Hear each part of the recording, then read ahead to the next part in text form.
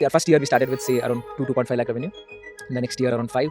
Once we came to Bangalore, the first year was around 20. And the second year was around 50. And when we got acquired, we were at 50. And by the time we exited, we were around 1.5 to 2 CR. Because until then, digital spends were less than 10%, even for a modern or a sophisticated client. And now suddenly that shift happened to 60-70% of their budget was digital. So we were the huge beneficiaries of the pandemic. Within 4 5 years, we were among the top. I think I can say we work with the largest media house in the country. We work with around 5 national brands, all Fortune 500. We work with some of the listed banks. And I started learning digital. So I think that is the time when digital was just getting started, and we can say we are one of the early dinosaurs in our category because we were doing something from more than 10 years. So we are running the entire whatever global consulting firm and the agency sitting out of a farm. So that's where we are sitting right now, right? Hi Suhas, welcome to the Per Annum podcast. So if in this start you can just maybe briefly sum up the journey for our audience. I'm from this small town. It's a small temple town, Bangalore. Where we're sitting is just 10 kilometers from here. So I was born there, very slow moving, usual childhood. My parents are teachers. So I had a good start. I did my engineering and my pre-university in engineering in Chikmagalur, in just a few kilometers away from here. At a point of time, in my final year engineering, as in computer science, Right. I somehow got exposure to this web designing and stuff, and I felt, I think, with my grading, I thought I would not get a great job with whatever rank I had. So I thought, let me build our own company. Let's build our own company. So I pulled in a couple of friends. So my co-founder Parth Sarthi, so he's a mechanical guy. He had no idea on web development or anything, but he was my best friend. So I pulled him in. So we both started with a bootstrap fund around 15,000 INR. So we started with a small setup. We got some second-hand computers around, and we just started building websites. My own college was my first client, so they gave an opportunity to build a website, and we also got confidence. Then slowly we started marketing, and we didn't want to come to Bangalore because everybody after our engineering, the idea is just go to Bangalore, Gurgaon, Hyderabad, Chennai, but we didn't want to leave the town, and we were trying to build the first IT company in Chikmagalur or from Chikmagalur, right? So that was the start, that was the ambition. But after 1 year we realized the market is too small to grow. So then, like everybody else, we had to move to Bangalore.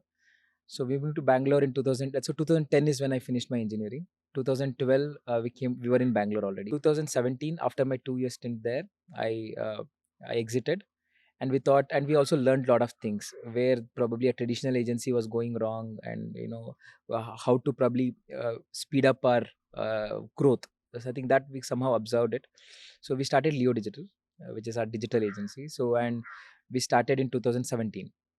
So 2017, I think within 1 year, with half the resources and half the staff, we were able to make probably 4x more revenue. Within 4 5 years, we were among the top. I think I can say we work with the largest media house in the country. We work with around 5 national brands, all Fortune 500. We work with some of the listed banks. So now I think we are in a right position, and we are not in, as in we are not very aggressive in growing the team to 150 team and make it too big. The interesting part is, so we are running the entire whatever global consulting firm and the agency sitting out of a farm. So that's where we are sitting right now, right? So this is where we are. What I would ask you next is that obviously you started in a space building websites because the digital boom was at the time in 2010 especially Yeah. was growing, Yeah. right? But what we saw later was that the building websites or providing just basic level websites because it kind of got automated Yeah. via very other competition also came in, a lot of other things happened, right? So what I would like to know is your entire transition and the kind of revenues that you were making. Yeah. Like when you started, Yeah. right? You said you got acquired 2 years later, right? So how much was that acquisition for, and why did you take an exit? And Yeah. when you started your new company, so could you take me through your revenue lines when you started, Yeah. right in the day, right back in the day, and where are you right now? So from the time we started 2010 till say 2023, we've been growing exponentially. So we are as in, except that acquisition, It was not a funding. It was more of a strategic acquisition. I'll tell about more later. But I think from the day we started till now, I think we've been growing 2x every year, minimum 2x. So our first year revenue when we started, we were doing all sort of things. Apart of website, in my evenings after office hours, I used to allow my office to be like a cyber center, cyber cafe, because then internet was a rare thing, right? You had 2 MB, but that was great. So a lot of students like who want to do Right. projects, they used to come to our office and do their work, and we used to charge even for the printouts, and even Okay. though we were doing all the jugaad to keep ourselves floating. So see, our first year we started with say around 2.5 lakh revenue. The next year around 5. Once we came to Bangalore, the first year was around 20. The second year was around 50. And when we got acquired, we were at 50. And by the time we exited, we were around 1.5 to 2 CR. By 2017 we are a 16 17 we were a 2 cr, we are making 2 cr in revenues. Once we got acquired, so they evaluated at some money. They said it will not give cash in hand. It was not a cash deal. They said they would give us the infrastructure. They had their own office. They said they would pay all the salaries. They would get all high end machines what we needed. We were operating with basic computers. Now they said we'll get to max for everybody, and that was important for us being a graphic and a design company. So it was more infra push, and idea was, instead we thought, instead of, and the other mistake we did is I diluted 90% of my stocks. Because the calculation was, okay, right now I'm doing say around 50 lakh revenue, and if I grow 10x, it's 5 crore. It's almost the same. I will be still making the same money, but I'll be growing fast. That was the idea. But what happened on a traditional setup, there's a lot of bureaucracy, the approval. When you're a startup, you're running fast. Now, when a 150 people team, it was back then the agency which acquired us were probably at 120, 150 crore. They had a large system. Obviously, they can't move so fast. And I was getting very comfortable. Because I never took a weekend off in my entire 5 years. Now I'm chilling on weekend. Even on weekday, I'm not so into to get out to work, because things are more comfortable. And also, when you have a big brand to support you, you're closing also things soon. Imagine, for the same pitch what I was struggling, now I can pitch close it soon, because you're representing a 100 crore company with 100 people team, right? So I think I thought I started getting more comfortable where I was. So I think that is when I felt, I think I need to come out of it. In terms of coming back to the revenues, so in Leo Digital, what we did when we started in 2017, restarted, so we optimized it to the core.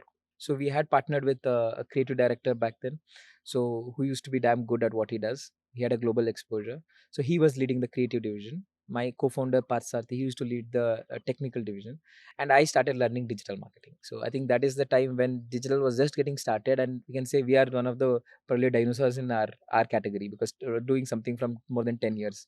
So this was the three strong divisions, and my wife used to take care of the operation. So now we had like a 3 4 co-founders and a strong team, mid-level team, and we were scaling too fast. We started working with simple websites, then slowly we started doing production for them, social media, performance marketing, even virtual events. And during pandemic we did a lot of webinars and whatnot. So we went deep into the system.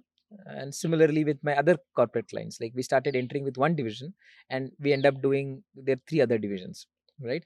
So what happens is, one, your revenue also constantly grows, there is that stability, and you also have that learning, right? And because I was an engineer, I was more inclined to enterprise clients, and we didn't pitch to any retail clients. All the clients we were working were like ABB, Itachi, or Fujifilm. So B2B, and not much flashy things, but hardcore work. Like you do good websites, you do good CRM integrations, LinkedIn campaigns, and generating scalable campaigns for just scalable revenues. As in every year, like we were helping them to scale from digital. The contribution from digital, and we were one of the first to start performance marketing in that sense. So 2016 17 we were doing performance marketing or lead generation campaigns for someone like Toyota, right? And our business also was growing similarly, like, and particularly say to 17 18 we were at say 2 crore. 18 19 we were almost at 4.5, almost close to $1 million. And during pandemic, in the month of March, suddenly almost 80% of our business dropped. Then I think we immediately pivoted to virtual events. So we started learning Zoom webinars or WebEx thing, and we started doing broadcasts, live casts, and everything. And again, within 2 months, we were back to our regular revenues. And 2019-20 was our best year, because Until then, digital spends were less than 10%, even for a modern or a sophisticated client. And now suddenly that shift happened to 60-70% of their budget was digital. So we were the huge beneficiaries of the pandemic Mm. in a sense.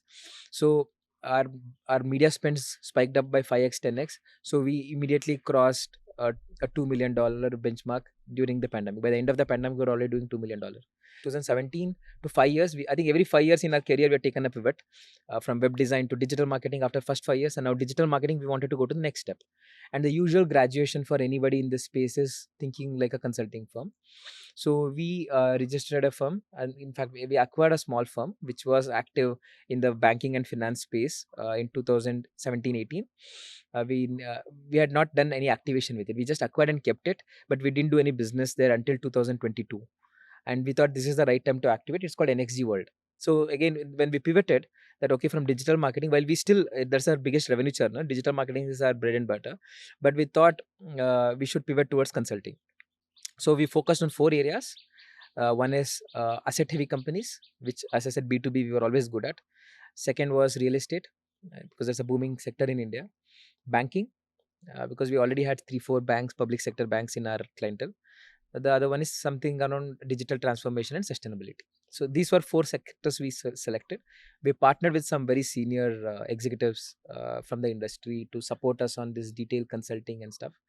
And yeah, I think last 1 or 2 year, I think almost 30% of our group revenue is coming from consulting business. And the other thing I felt was, taking funding is a double-edged sword. You can grow fast, but it comes with its cost.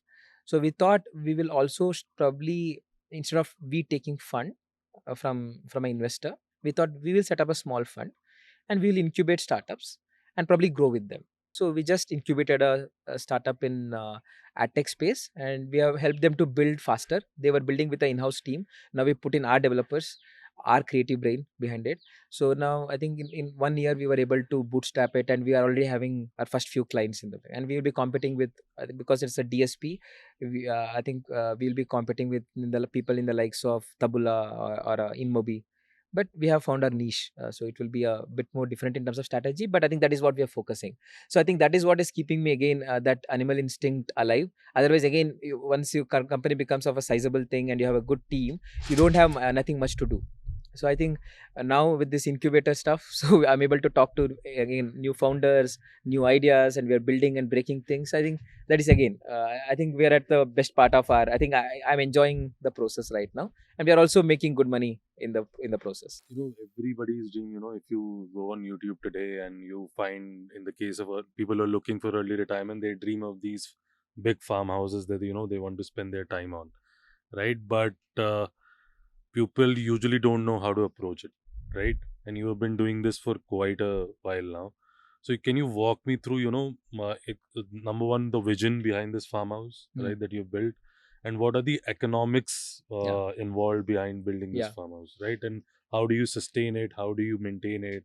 What are the costs involved in the maintenance, Yeah. right? And because you also mentioned some of the yields that you're making in Yeah. terms of, let's say, farming that you're farming here.